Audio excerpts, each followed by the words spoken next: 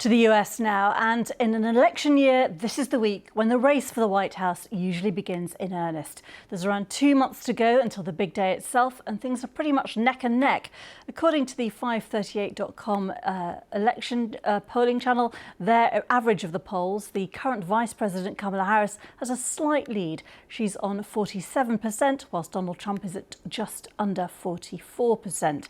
Well, part of what explains that is an apparent gender divide that exists in the US electorate. Take a look at these figures from Ipsos, ABC News and The Washington Post. Since the Democratic convention, Kamala Harris has the support of 54% of women and 46% of men. For Donald Trump, it's the opposite. He has the edge with male voters, 51%, but only has 41% support with women. So why is there such a discrepancy between male and female voters? Well, some have suggested that just one of the problems for the Republicans might be Donald Trump's running mate, J.D. Vance. He's faced some criticism in the past for comments like this. We're effectively run in this country via the Democrats, via our corporate oligarchs, by a bunch of childless cat ladies who are miserable at their own lives and the choices that they've made. And so they want to make the rest of the country miserable, too. Well, I'm joined now by Democratic pollster Joel Benenson, who's worked for both Barack Obama and Hillary Clinton's presidential campaigns. Thank you very much for joining us. Just first of all, what's your assessment of the strength of both candidates at the moment? Well, I think we're headed for a very close election. In our country, unlike yours, we have this electoral college, which means the state votes matter. You have to pile up a number of electoral college votes.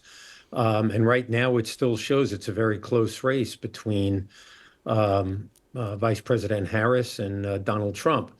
Now, we are seeing, we look typically at a lot of battleground states, we call them. These are states that are essential if you're going to win the electoral college, as I said, where you have to get it to a certain number of votes among a collection of states to get to winning in the electoral college, which is you don't have popular vote elections here. It's not a parliamentary system.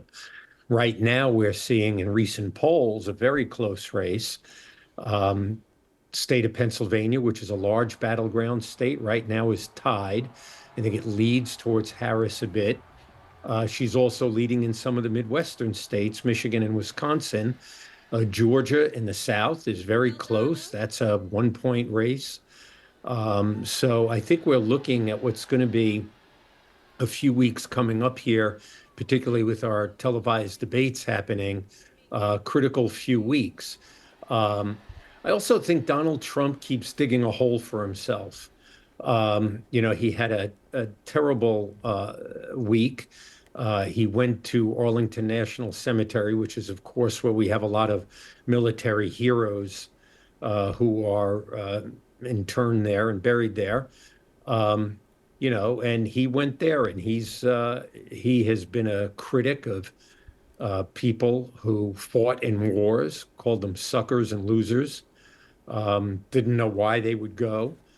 He never went. He had bone spurs in his heels, supposedly, during the Vietnam era. So he's got some self-inflicted damage here. And in some of the states he needs to win, it's very close. States like Nevada, it's basically a 1-point race right now, pretty much tied. Arizona also pretty much tied. North Carolina, again, Trump only has a 1-point lead there, and the state of Georgia is tied. I think that my comment about Trump is that as a candidate, he has what I call no reparative skills. He has no humility. He will never admit he's wrong. He will never apologize.